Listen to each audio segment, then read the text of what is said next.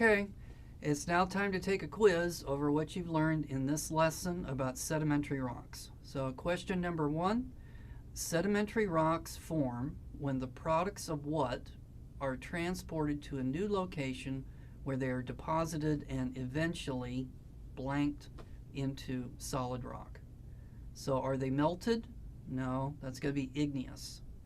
Okay, so sedimentary rocks form when the products of weathering, so that's going to be the sediments, are going to be lithified into solid rock. So answer is going to be D.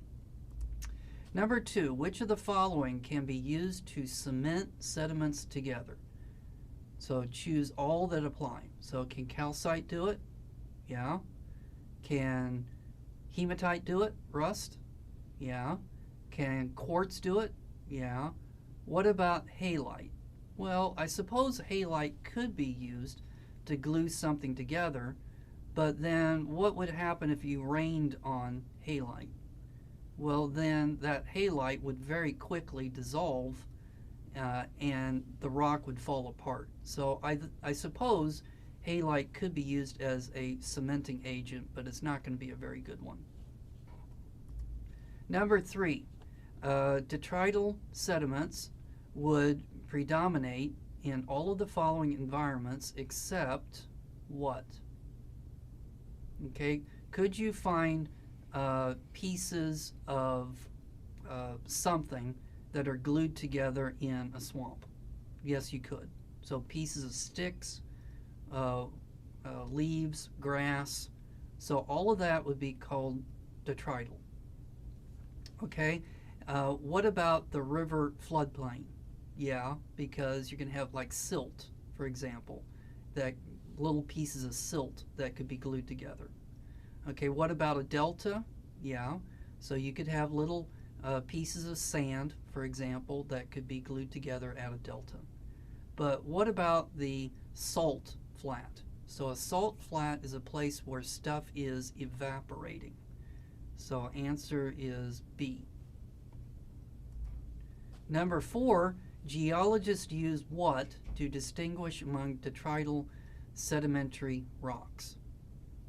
Okay, and then that's going to be particle size. So you got sand size particles, silt, clay size particles. Number 5, rock salt and rock gypsum are examples of what kind of sedimentary rock? So they are going to be chemical precipitates. Number 6, which rock type is most likely associated with a high energy environment such as a turbulent stream?